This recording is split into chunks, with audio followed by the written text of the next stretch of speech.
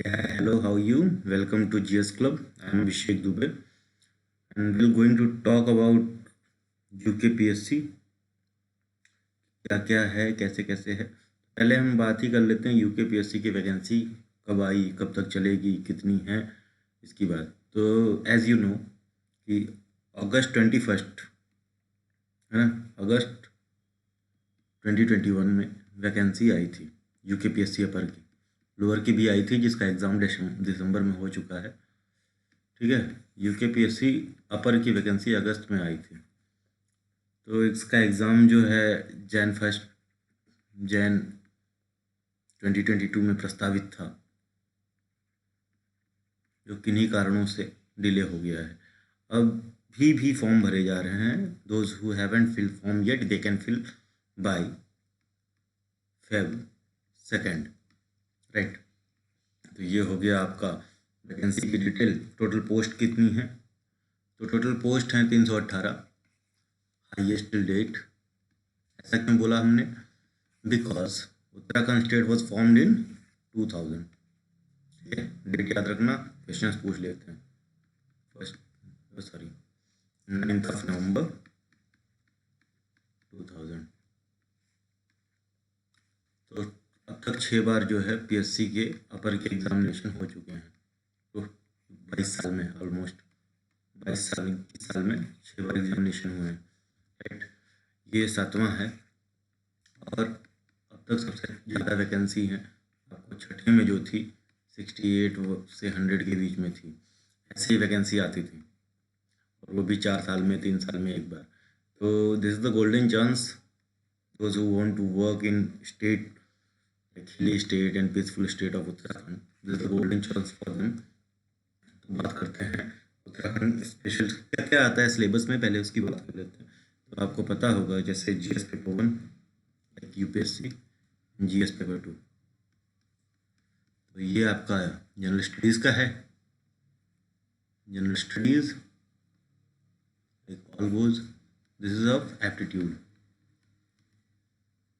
like CSAT.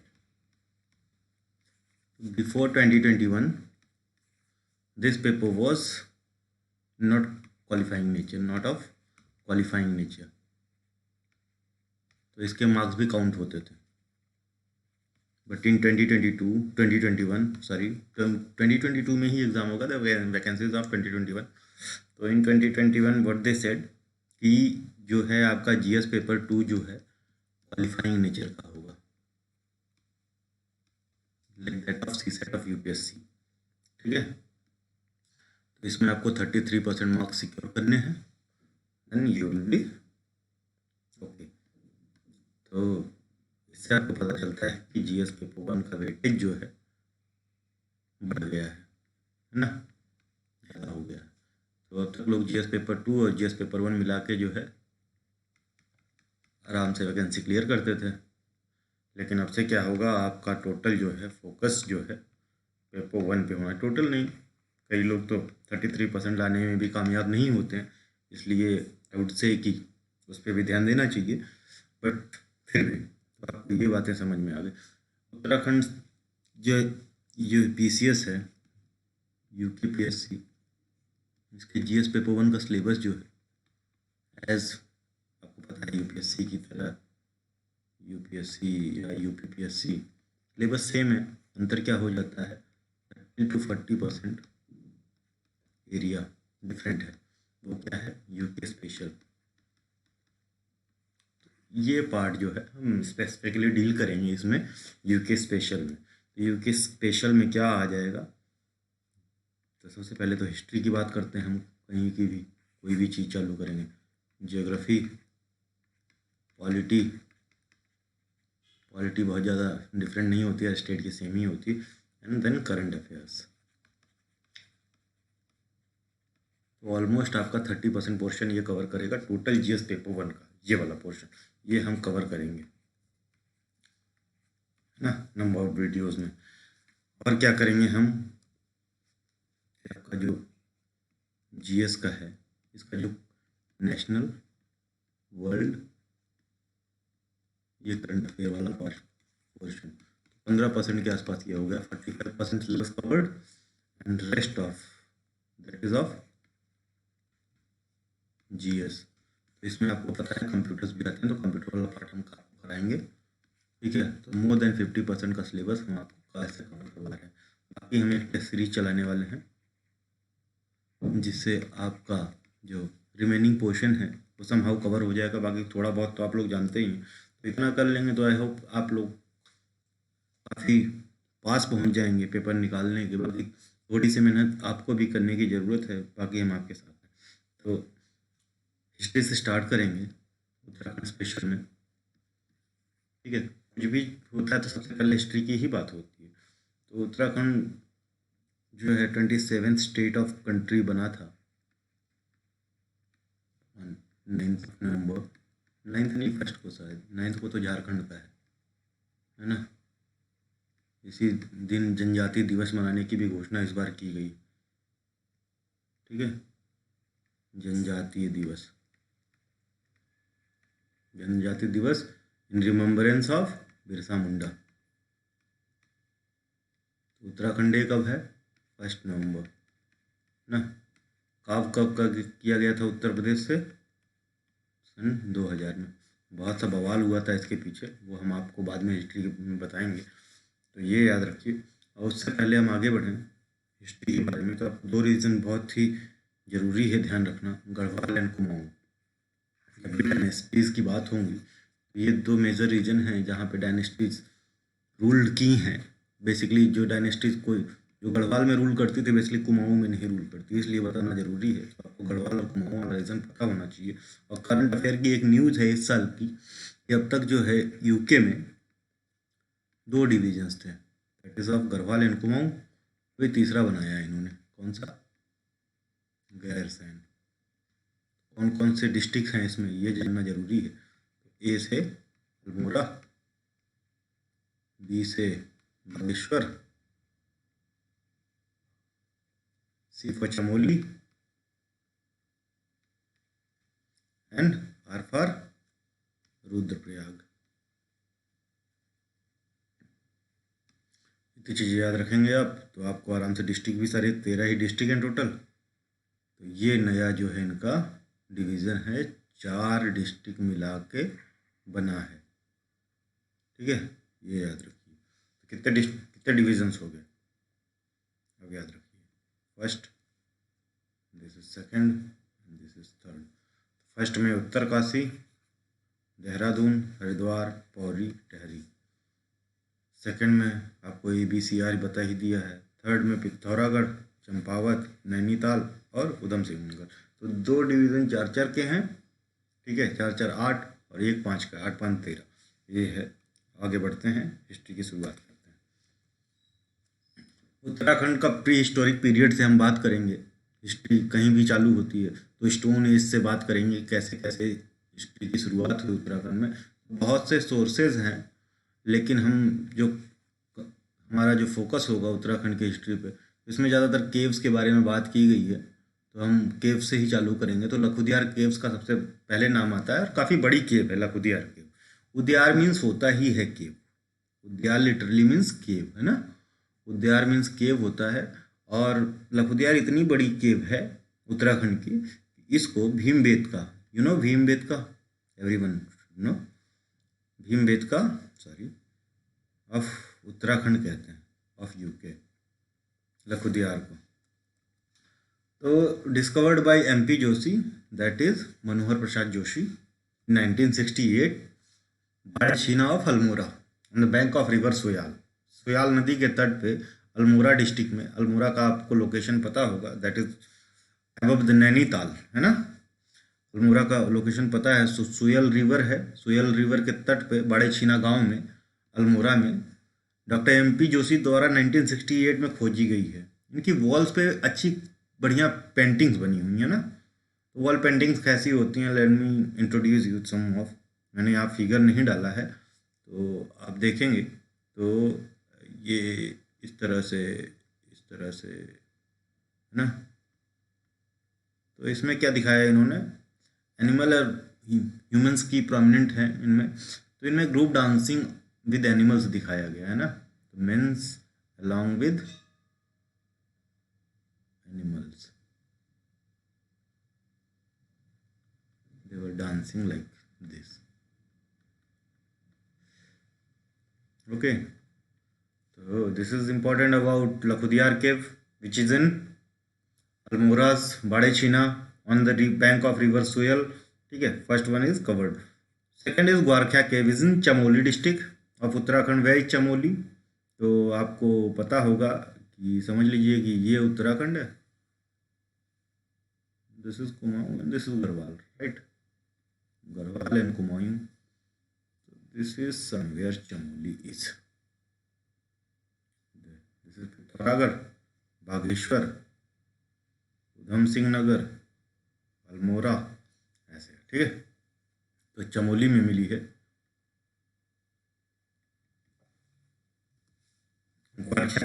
Chamoli district, Alaknanda नदी के किनारे. फाइंडिंग्स क्या क्या है?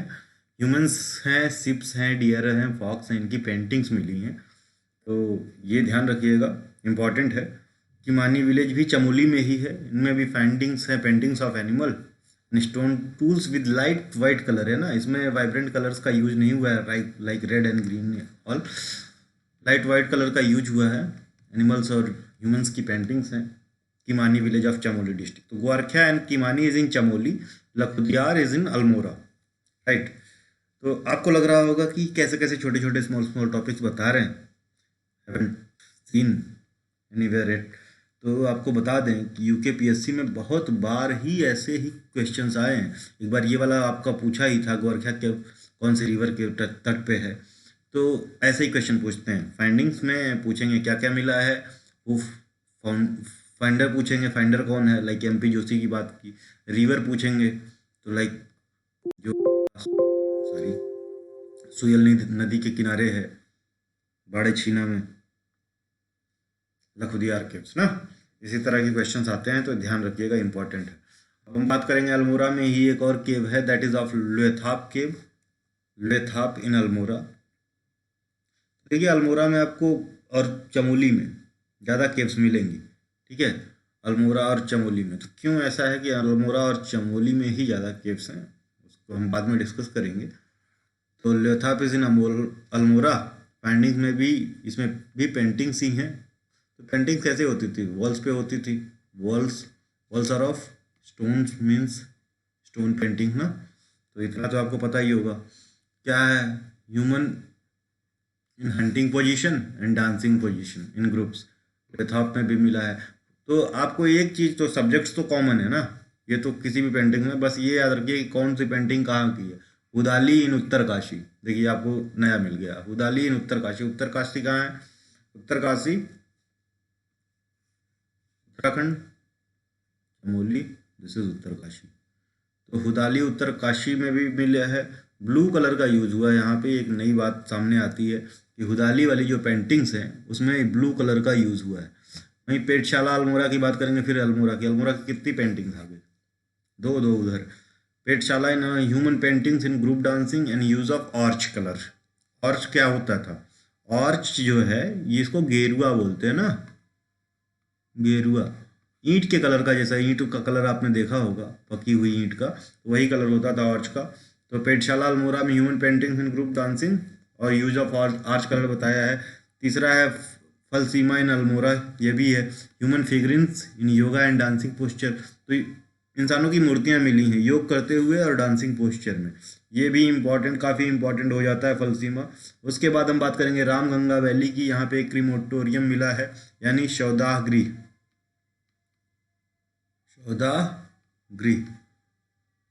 क्रीमेटोरियम. बनकोट पिथौरागढ़ में है. पिथौरागढ़ कहाँ है? पिथौरागढ़ आपका नेपाल के बॉर्डर पे है. ठीक है, बनकोट पिथौरागढ़ में है.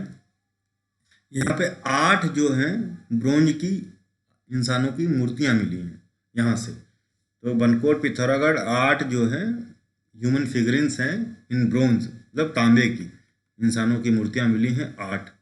कहाँ से? बनकोट से. अब बात करेंगे मलारी की. मलारी इम्पॉर्टेंट है, मोस्ट इम्पॉर्टेंट है, नोट डाउन जरूर करिएगा. ठीक है, तो कहाँ पे है? इंडो तिब्बत बॉर्डर पे है, इंडिया चाइना बॉर्डर पे है, चमोली डिस्ट्रिक्ट में है. 2002 में रिसर्चर्स कहाँ से, गढ़वाल यूनिवर्सिटी के रिसर्चर्स ने यहाँ पे कुछ डिस्कवर्ड किया। उसमें आता था ह्यूमन स्केलेटन, नरकंकाल, टेराकोटा डिशेज, मिट्टी के बर्तन, और एक फेस मास्क यानी मुखौटा जो है 5.2 kg का, जो कि गोल्ड का था। और ये माना जाता है कि ये साइट बिलोंग करती है 6th century BC, means the period of Gautam Buddha and Mahavira, and clearly resembles with the Swat valley of Pakistan. तो ये है मलारी विलेज। ठीक है, मलारी विलेज में बहुत से जो है ग्रेवयार्ड्स भी मिले हैं, याद रखिएगा, ग्रेवयार्ड्स भी मिले हैं बहुत सारे मलारी विलेज में। मलारी विलेज कहाँ है? चमोली में है, चमोली में है, और इंडो चाइना बॉर्डर पे है, मिस माना के आसपास होगी कहीं। अभी मतलब इतना तो ग्रुप कर ही सकते हैं। अब बातें करते हैं proto historic period of Uttarakhand की। प्रोटो हिस्टोरिक पीरियड यानी आद्य ऐतिहासिक, आद्य ऐतिहासिक काल।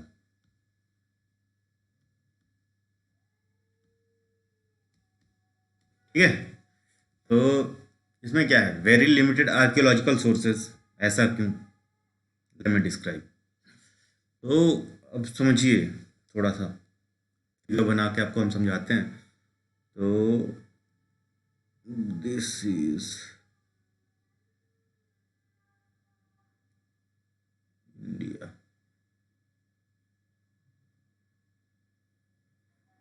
है ना, this is India and this is Uttarakhand, UK. This is UP यानी Ganga plain, Indo Gangetic plane.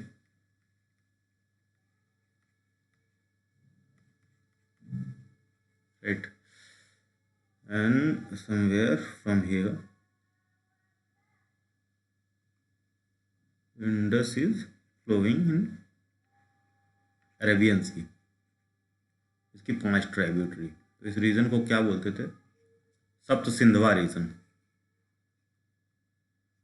सप्त सैंधव क्षेत्र ना,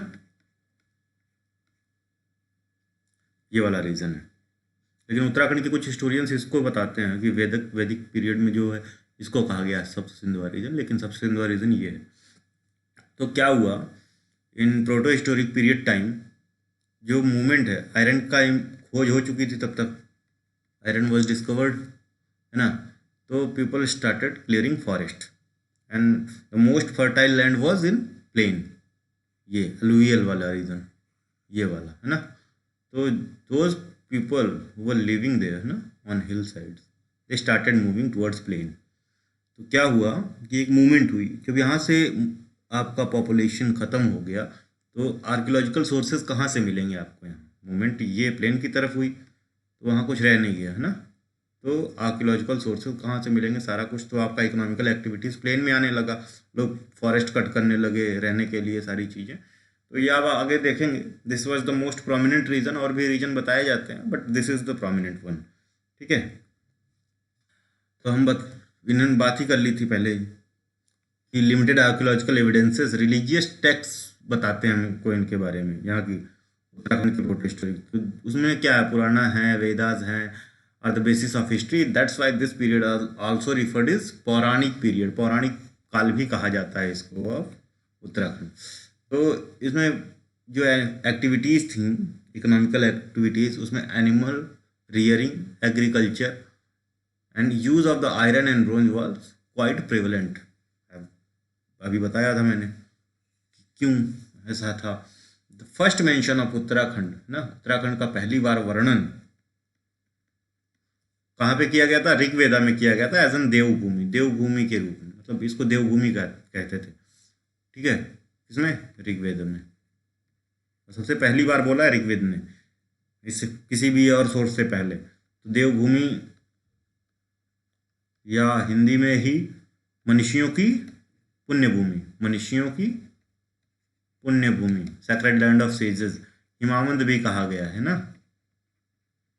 हिमावंत भी कहा गया। बुद्धिस्ट टेस्ट भी हिमावंत ही कहते हैं और वैदिक टेस्ट भी हिमावंत इसको बोले हैं ना, तो ये याद रखिएगा। ऐत्रेय ब्राह्मणा, ठीक है, ऐत्रेय ब्राह्मणा कौन था? मतलब दिस इज अ बुक ना, हर वेद के पीछे एक या दो ब्राह्मण्स होते हैं ना, ब्राह्मण बुक मतलब लाइक उपवेदा होता है, उससे पहले ब्राह्मण्स होते हैं जो उनको डिस्क्राइब करते हैं कैसे कैसे क्या है वेदाज में। तो ऐत्रेय ब्राह्मणा इज ऑफ ऋग्वेदा ना। If I am wrong correct me, but मेरे को जितना पता है उसके हिसाब से यही है। Atharvaveda is of Rigveda. तो इसने क्या बोला है इस एरिया को कि residence area as a residence of कुरूज।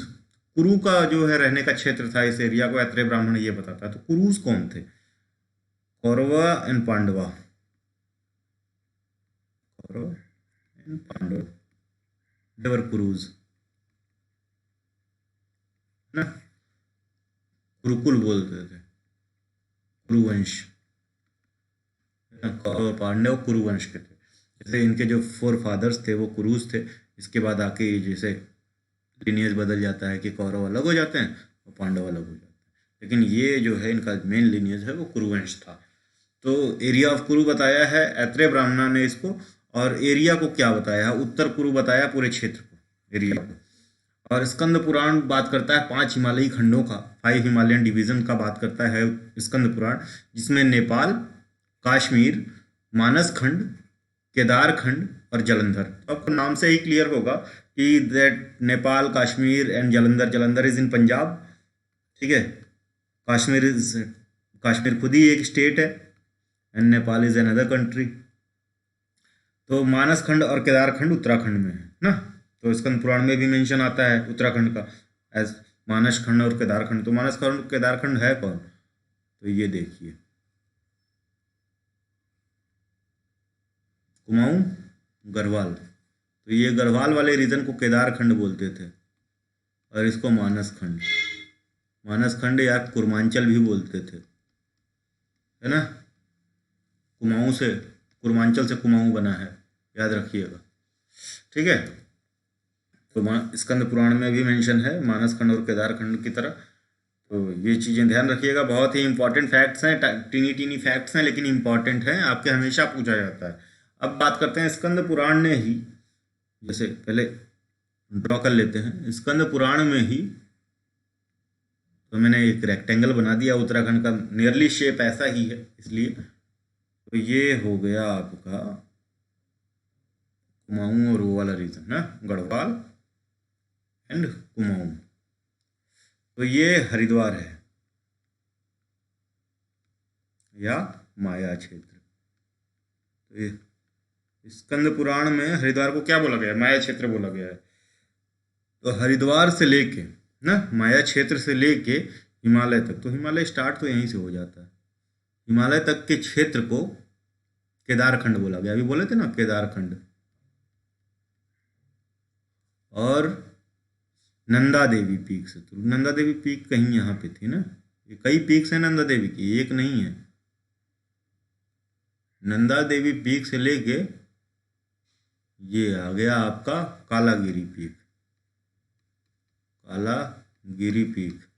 इस वाले एरिया को मानस खंड बोला गया है। क्लियर है कि हरिद्वार से लेके यानी माया क्षेत्र से लेके हिमालय तक के एरिया को केदारखंड बोला गया है स्कंद पुराण में, और वहीं नंदा देवी से कालागिरी पीक को जो है मानस खंड टर्म किया है स्कंद पुराण ने। तो इन चीज़ों को ध्यान रखिएगा, बहुत ही इंपॉर्टेंट फैक्ट हैं, आपके पीएससी एग्जाम में पूछे जाते हैं। इन Puranas the combined area of, अभी हमने बताया है वही आपको डिस्क्राइब किया, कंबाइंड एरिया मानस खंड और केदारखंड यानी कुमाऊं और गढ़वाल, कुमाऊं और गढ़वाल कंबाइंड एरिया को उत्तराखंड या उत्तरखंड, ब्रह्मपुर या खस देश कहते थे। खस देश बेसिकली कुमाऊं में ही पड़ता था, खस ट्राइब्स का वो। तो खस ट्राइब के बारे में आगे चल के बात करेंगे। इन बुद्धिस्ट पाली टेक्स्ट है ना, the world use for Uttarakhand is Himavant, पहले पीछे बताया था हमने। वैदिक टेक्स्ट में भी हिमावंत यूज किया गया है, बुद्धिस्ट पाली टेक्स्ट में भी हिमावंत यूज किया गया है। तो ऐसा क्यों? क्योंकि लेटर जो है पीरियड के जो बुद्धिस्ट टेक्स्ट हैं वो वैदिक टेक्स्ट से ज़्यादा प्रभावित थे, है ना। गढ़वाल क्षेत्र की बात करते हैं। गढ़वाल क्षेत्र में क्या क्या आता है, क्या क्या सारी चीज़ें,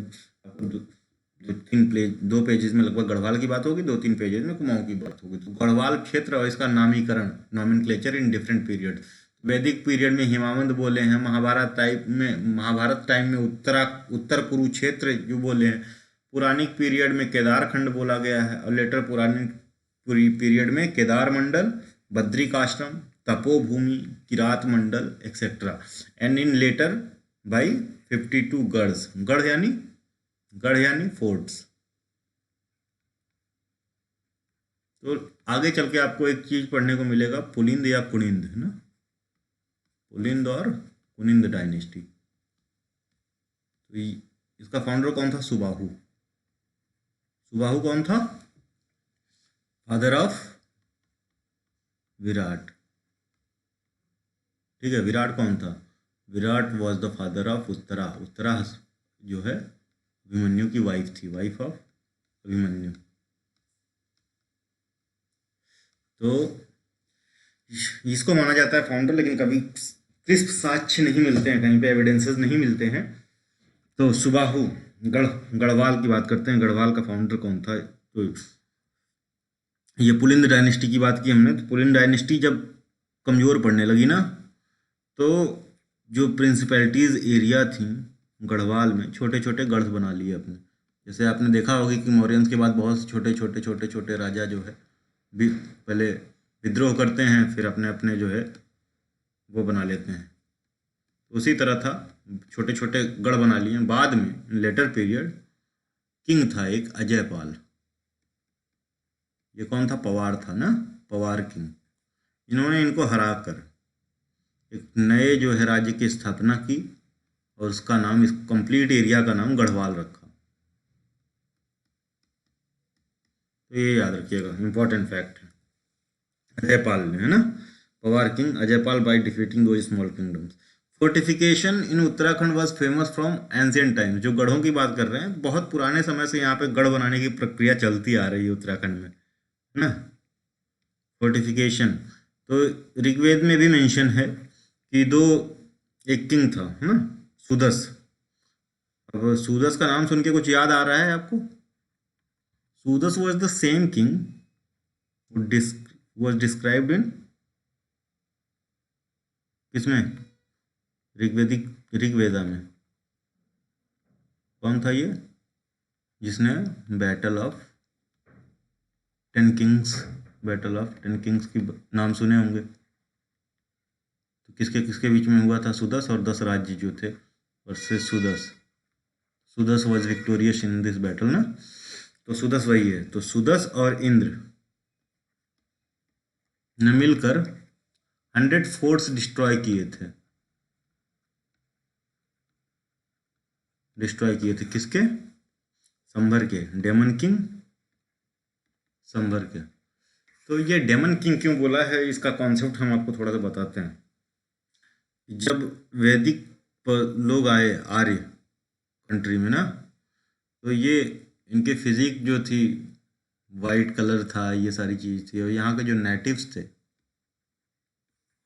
वो थोड़ी पेल ब्लैक कलर में थे ये सारे लोग। तो इन्होंने यहाँ के लोगों को हराया और जो भी किया, मुझको पूरी हिस्ट्री तो नहीं पता है क्या था उस समय में, लेकिन यहाँ के लोगों को लो बॉर्न डिक्लेयर किया है। लो बॉर्न, लो कास्ट, डेमन्स, ये सब कहा है नेटिव्स को, और खुद को गॉड से रिलेट किया है ना आर्यंस ने। We are also Aryans, but खुद को गॉड से रिलेट किया है, हाई बॉर्न। ठीक है, तो बस यही अंतर था। तो fortification in Uttarakhand was famous from ancient times as mention in the Rigveda. तो इंद्रा और सुदस ने जो है संभर को हराया था और उसके 100 किलों को तबाह कर दिया था ना, ऋग्वेद में ऐसा मेंशन है। प्राणा विलेज कहाँ पे है? प्राणा village in Chamoli district. Chamoli की लोकेशन तो आपको पता ही है कि तिब्बत से सटा हुआ है ना, मानसरोवर वाले रास्ते में, तिब्बत से प्राणा विलेज में। तो इसका नाम ही प्राणा है, तो इससे तो आपको कुछ अंदाज लगा लेंगे। प्राणा यानी प्राण, प्राण यानी आत्मा। प्राणा विलेज में क्या हुआ था? सप्तऋषि कॉन्सेप्ट सुना ही होगा आपने।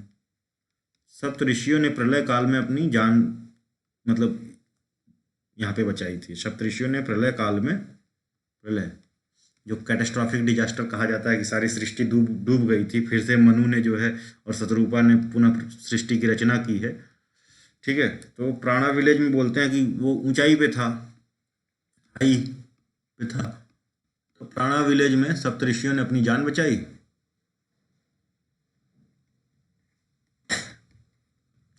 और यहीं से सॉरी, यहीं से सृष्टि की पुनः संरचना स्टार्ट की। ऐसा कहा जाता है। तो कहाँ पे लिखा है? ऋग्वेद में लिखा है। ये डिटेल्स कहाँ पे लिखी हैं? ऋग्वेदा में। ठीक है, कैटास्ट्रॉफिक डिजास्टर काल प्रलय स्टार्टेड न्यू जनरेशन और जीनियोलॉजी नेम्ड एज, किसके? ऋषियों के नाम पे ये जीनियोलॉजी होगी। सप्तऋषि जो थे तो ये मरीच, अंगीरा, अत्रि, अगस्त, भृगु, वशिष्ठ, मनु एक्सेट्रा, है ना। ये ब्रह्मा के मानस पुत्र माने जाते हैं कि मतलब मानस मतलब ह्यूमन ना, ह्यूमन सन्स ऑफ ब्रह्मा। तो इन्होंने, और वहीं प्राणा विलेज के आस ही पास है Alkapuri. Alkapuri the capital of Kuber. Kuber was God of wealth ना, धन का राजा था कुबेर, और रावण का भाई था विशेषरवा का पुत्र है ना, पुलस्त का नाती।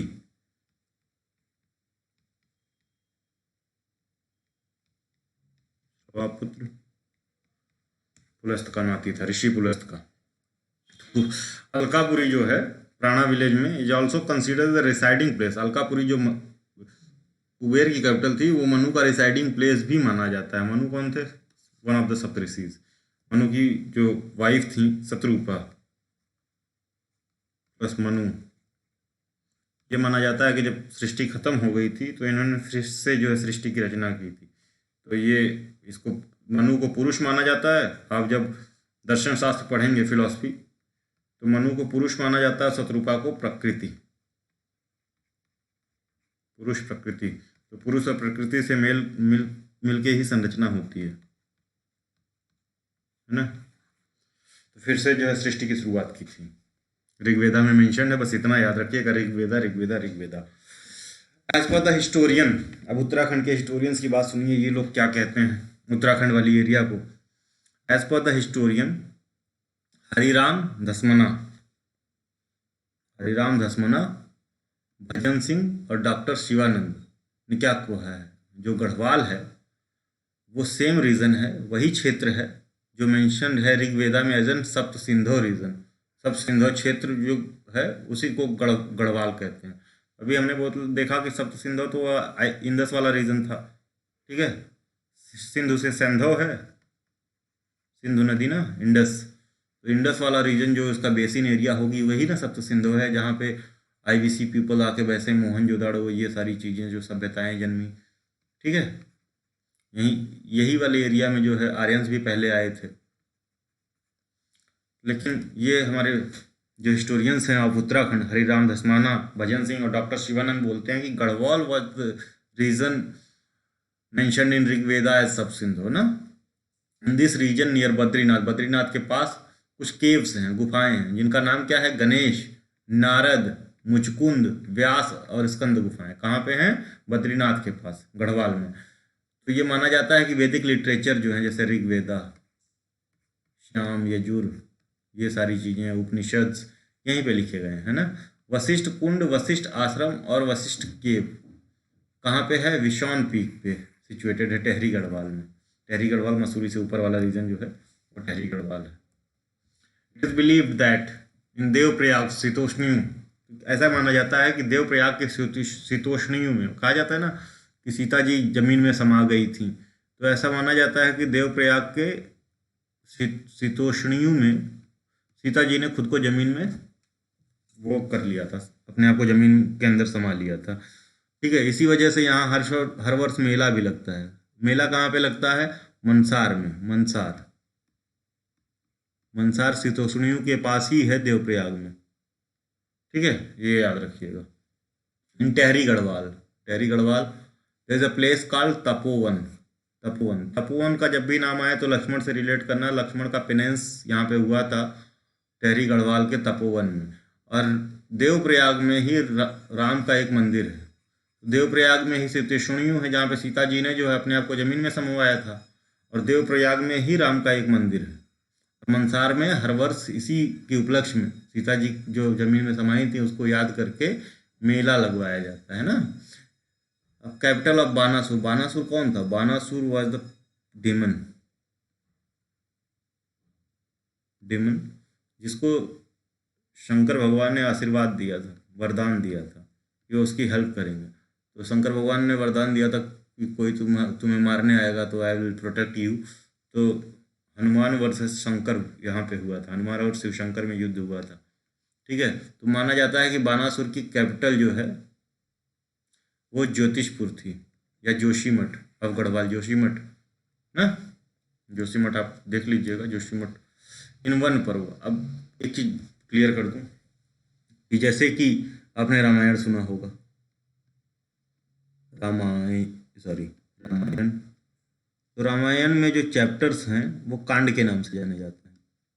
ठीक है, जैसे किष्किंधा कांड, उत्तरकांड, लवकुश कांड, है ना, लवकुश, ये चैप्टर्स के नाम हैं। 7 या 8 चैप्टर हैं रामायण में।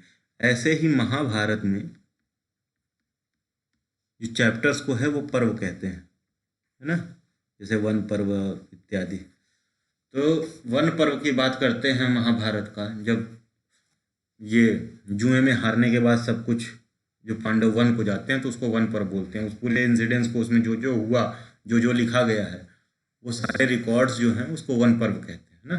तो इसी के वन पर्व में महाभारत के यहाँ डिस्क्रिप्शन दिया गया है, मतलब लिखा हुआ है प्लेसेस का, कहाँ से कहाँ तक के, हरिद्वार से केदारनाथ तक के प्लेसेस का डिस्क्रिप्शन महाभारत के वन पर्व में है। ठीक है, हरिद्वार से लेके केदारनाथ तक। ठीक है, अब पूरे एरिया को ब्रिंगतुंग कहते हैं ना।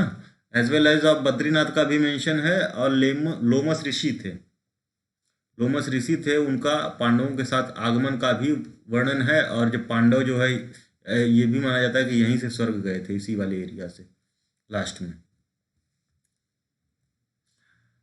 वन पर्व के हिसाब से देखिए, अभी हमें पुलिंद कुलिंद की बात की थी, तो वन पर्व के हिसाब से eight that time this area of Uttarakhand, कौन सा, वही केदारनाथ तक, हरिद्वार से लेके, हैबिटेटेड बाई पुलिंद और कुलिंद, गढ़वाल वाला एरिया, और कीरत कास्ट। तो ये वन पर्व महाभारत का हमको क्या बताता है, ये वाली एरिया, इसमें कीरत और कुलिंद रहते थे।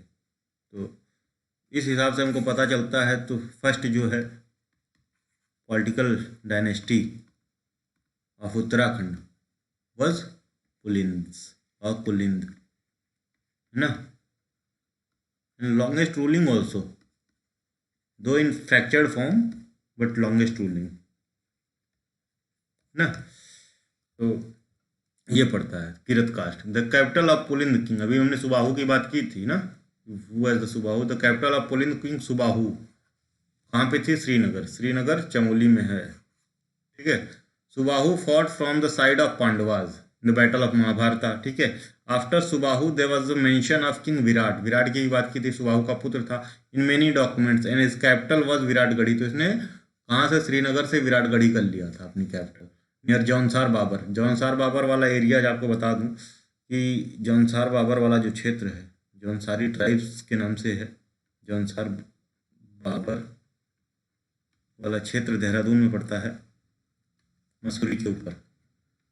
जौनसार हिल्स भी हैं और जौनसार बाबर क्षेत्र है। The daughter of king Virat Uttara was married to Abhimanyu, right. In ancient times there was 2 famous learning centre, विद्यापीठ की बात कर रहे हैं। उत्तराखंड में 2 फेमस विद्यापीठ थी, उनकी बात कर रहे हैं। तो आपको पता होगा एंशियंट टाइम में, तो मगधा वाले पीरियड में कौन सी 2 विद्यापीठ थी, उनका जिक्र करते हैं पहले, उसके बाद इसको देखेंगे।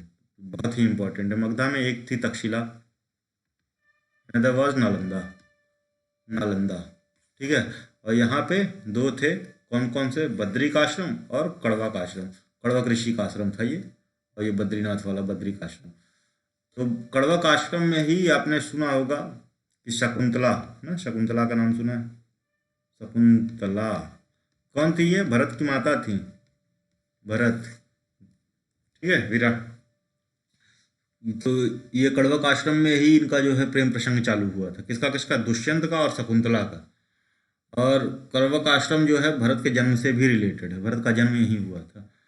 अभिज्ञान शकुंतलम, कालिदास ने एक पुस्तक लिखी इनके प्रेम के ऊपर, दुष्यंत और शकुंतला के ऊपर, अभिज्ञान शकुंतलम, तो लिखी भी यहीं पे है कालिदास ने, कड़वकाश्रम में ही। कहाँ पे?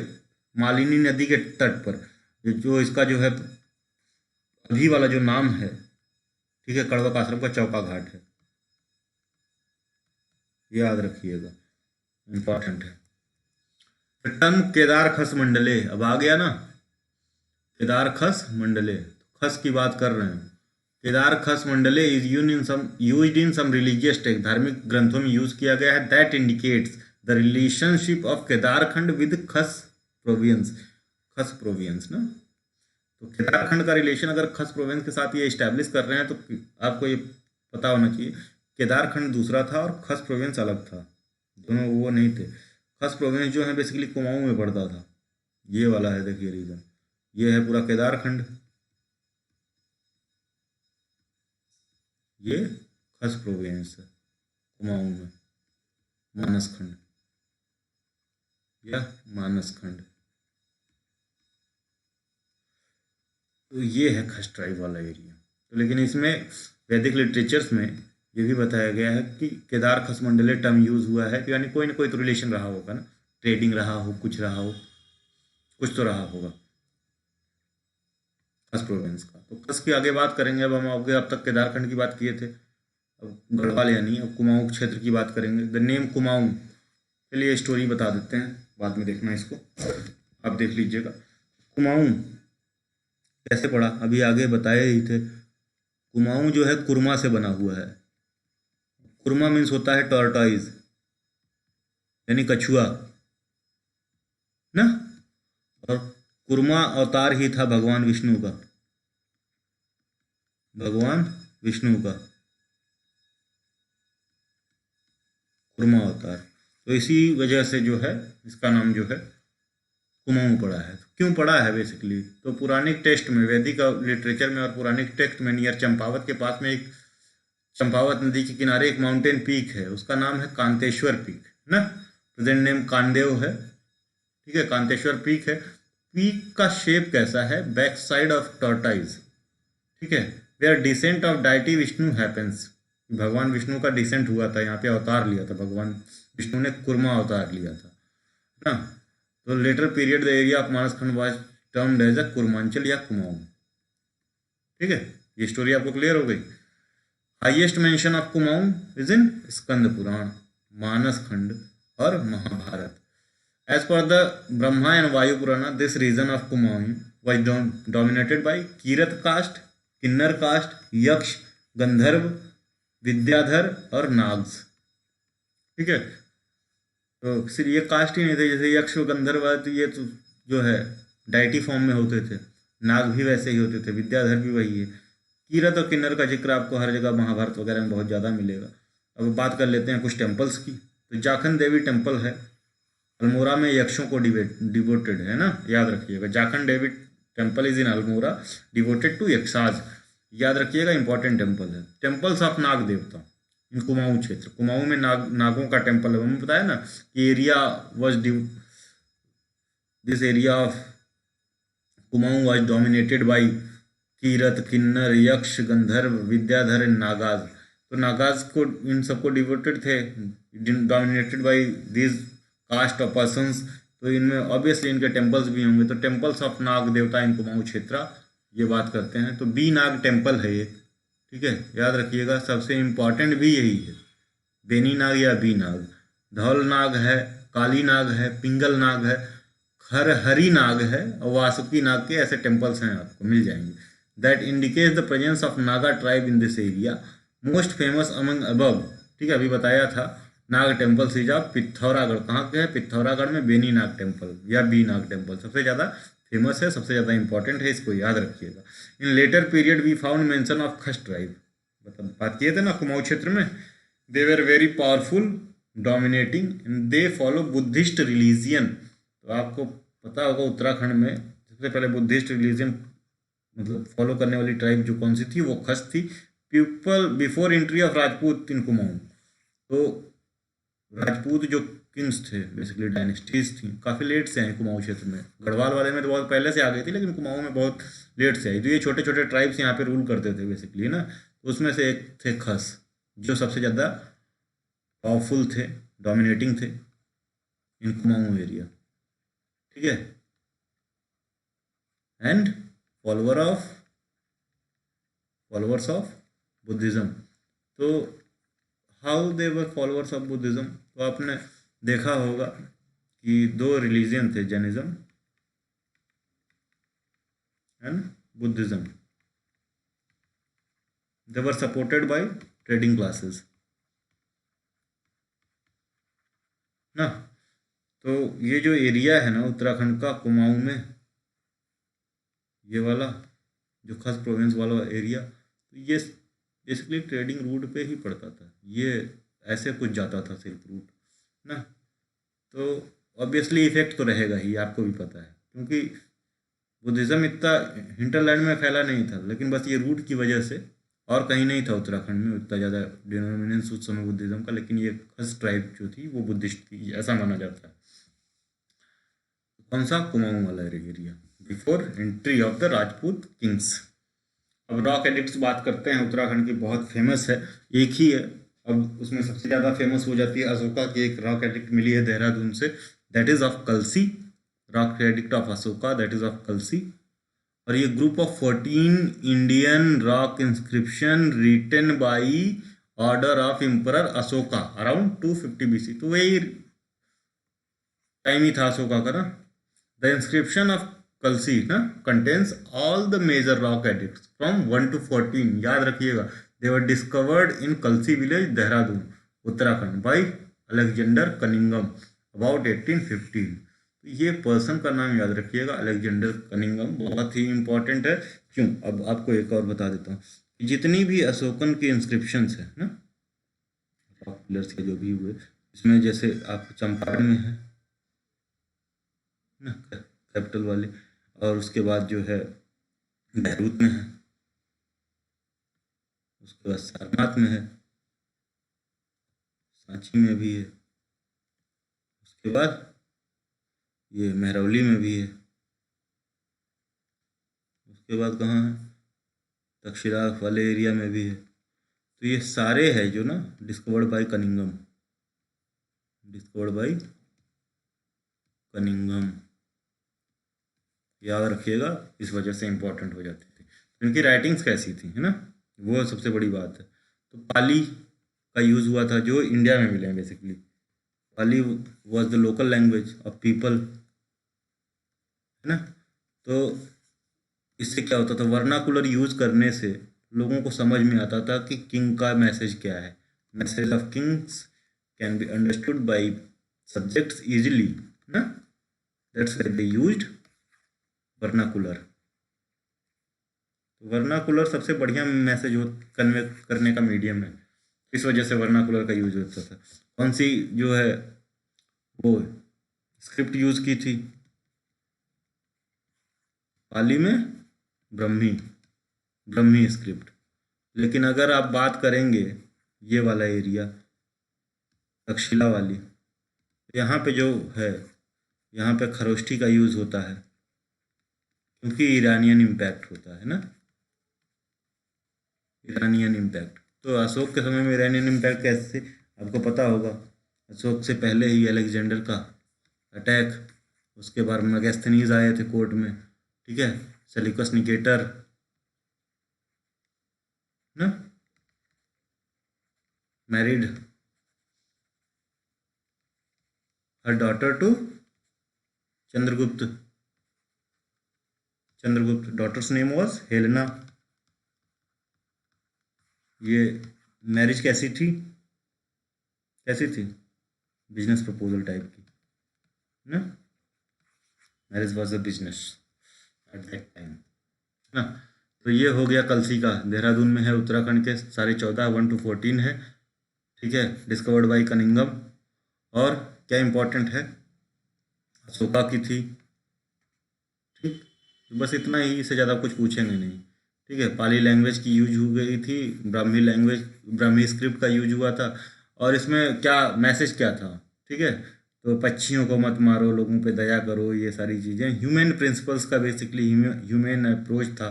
और इन अशोका का वो दिखाया था फादरली बिहेवियर, फादरली वो उसका एटीट्यूड दिखाया था towards his subjects, non violence, abatement of warfare, ये सारी चीज़ें बात की गई थी। अगर हम हिस्ट्री की बात करें ना, मगधा, लोग बोलते थे कि अशोका का हृदय परिवर्तन हो गया था after Kalinga, but this is debatable.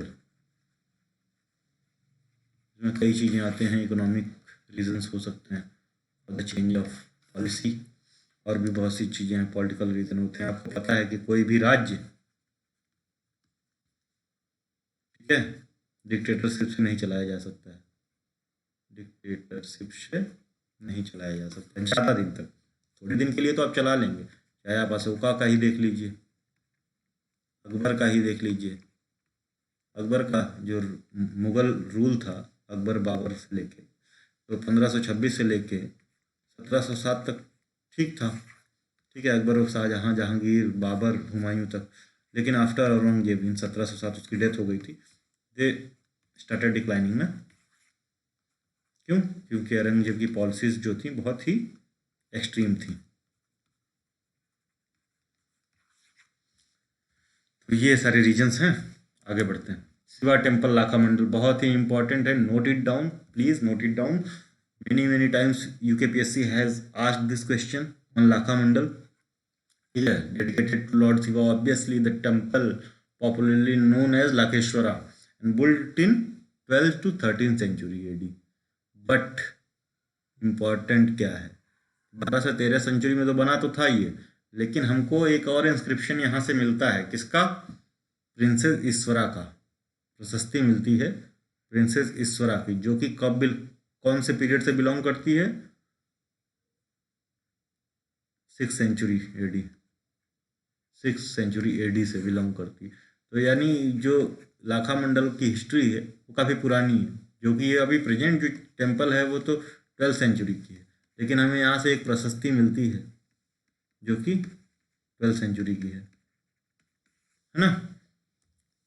अब कल से एक और पीछे की बात करते हैं, तो ये याद रखिएगा इसमें कहाँ पे है लाखा मंडल, लाखेश्वरा, ठीक है, 12th सेंचुरी का है, ठीक है। प्रशस्ति ऑफ प्रिंसेस ईश्वरा 5th to 6th century AD, related to antiquity of the site goes much earlier, ठीक है, वही बात की हमने। प्रशस्ति of princess of belonging to royal race of Singhapura, Singhapura की थी ये। Describe the construction of a temple in honour of Shiva for the spiritual welfare of her disease, बीमार पति के उसके सही होने के लिए। The son of king, Jalandhar का पुत्र था, कौन कौन? चंद्रगुप्त, ईश्वरा का पति। Lakha Mandal edict clear that the Yamuna उपत्यका, लाखा मंडल एडिक्ट से क्लियर होता है कि यमुना उपत्यका वाज रूल्ड बाय यादवा, यादवों का रूल हुआ करता था। अब हम थोड़ा सा कलसी की बात करते हैं पीछे जाके। तो कलसी जो इंस्क्रिप्शन है ना अशोका का, इसमें पुलिंद के लिए, अरे हाँ, पुलिंद टर्म यूज हुआ है पुलिंद के लिए ना, इंस्टेड ऑफ पुलिंद, याद रखिएगा। और इससे ये भी पता चलता है कि दे वेर फ्यूडेटरीज ना ऑफ मौर्यंस। लेकिन वहीं आपको प्रयाग प्रशस्ति ऑफ समुद्रगुप्त से भी पता चलता है कि they were feudatories of Gupta's also, Gupta's also ना, प्रयाग प्रशस्ति में इनका जिक्र भी है। तो दोनों में, अब कलसी वाले में भी है, प्रयाग प्रशस्ति ऑफ समुद्रगुप्त में भी है। तो ये देखिए, अब आपको एक चीज, जैसे इतने लंबे समय तक कैसे एग्जिस्ट किए ये लोग, वो बड़ी बात है कि ये लंबी एरिया में, एक ऐसा टाइम था कि जब बहुत वास्ट एरिया में ये राज्य करते थे ना, ये था पुलिंदों का क्षेत्र। लेकिन फिर धीरे धीरे धीरे इनकी डिक्लाइन हो गई, तो कहीं एक छोटा सा राज्य, कहीं एक छोटा सा राजा कहीं राज्य कर रहा होगा पुलिंद के नाम पे, तो इस तरह से था। बाद में लंबे समय तक चले हैं, लॉन्गेस्ट रूलिंग थे जरूर, लेकिन टेरिटरी बहुत बड़ी नहीं बची थी। अब त्रिशूल एडिक्ट की बात करेंगे, ट्राइडेंट एडिक्ट की, तो ये उत्तराखंड में ही सबसे ज़्यादा देखने को मिलते हैं और कहीं ट्राइडेंट एडिक्ट देखने को नहीं मिलते हैं। तो बाड़ाघाट एंड गोपेश्वर में मिलते हैं दो त्रिशूल एडिक्ट। इन गोपेश्वरा से Rudra Shiva temple, the Trishul या Trident edict, there is a two addicts of 2 Kings, 2 Kings का एडिक्ट है गोपेश्वर में। एक किसका है, नागपति नाग 6th सेंचुरी AD, और दूसरा अशोक चल्ल का है, अशोक चल्ल, ये है 12th सेंचुरी AD। अशोक चंद्र नेपाली किंग थे, नेपाली किंग ना, तो ये याद रखिएगा, त्रिशूल एडिक्ट।